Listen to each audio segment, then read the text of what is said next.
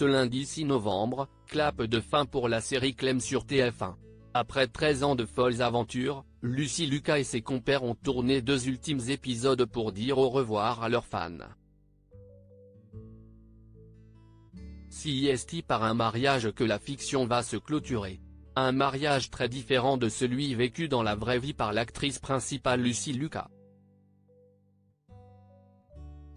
À vos mouchoirs, la série Clem touche à sa fin.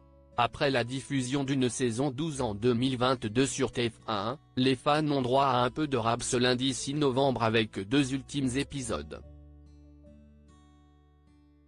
Intitulés Les Retrouvailles, ils clôtureront en beauté cette aventure longue de 13 ans.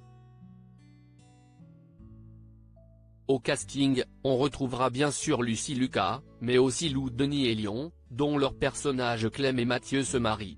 Et à cette occasion, ils ont bien sûr invité tous leurs proches. Agustine Galliana, Adrien, Carole Richer, Marie-France, Jandel, Michel, Thomas Chomel, Valentin, reprendront ainsi leur rôle pour ces au revoir qui s'annoncent à la fois drôles et émouvants. Qui plus est, des anciens vont faire leur retour. À savoir Victoria Abril, Élodie Fontan et Philippe Lelouch. En marge de la diffusion de ce point final très attendu, Lucy Lucas a accordé une interview à Voici. Et au vu du thème des épisodes autour du mariage, la comédienne a fait un parallèle avec sa propre union avec son chéri de longue date Adrien, le père de ses 3 enfants Lilou, en 2010, Moira, en 2012, et Milo, en 2018. Et force est de constater que cela n'avait rien à voir avec la fiction. Un mariage express pour Lucy Lucas et Adrien A, pas du tout, a même déclaré Lucy Lucas.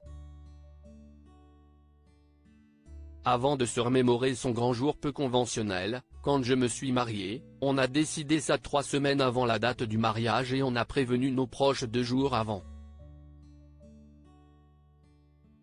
Rire, j'étais enceinte de 8 mois et demi. Je me suis marié dans une nuisette étame parce que c'était extensible. Autant vous dire que mon mariage n'avait rien à voir avec celui de Clem.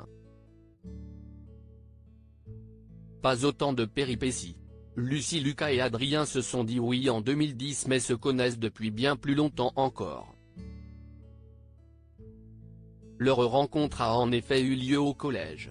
Il était le nouvel élève arrivé en 4e. Quand je l'ai vu, je me suis dit, celui-là, il me le faut. J'ai fait tout ce que j'ai pu pour l'avoir, mais ça n'a pas marché. Il est sorti avec des filles plus âgées et plus populaires. Moi j'étais une fille lambda, confiait-elle dans les pages de télévision grande chaîne. 6 ans plus tard, le hasard a bien fait les choses puisque, tous 2 diplômés, ils se sont recroisés par hasard sur un quai de la gare Saint-Lazare, à Paris, pour ne plus jamais se quitter.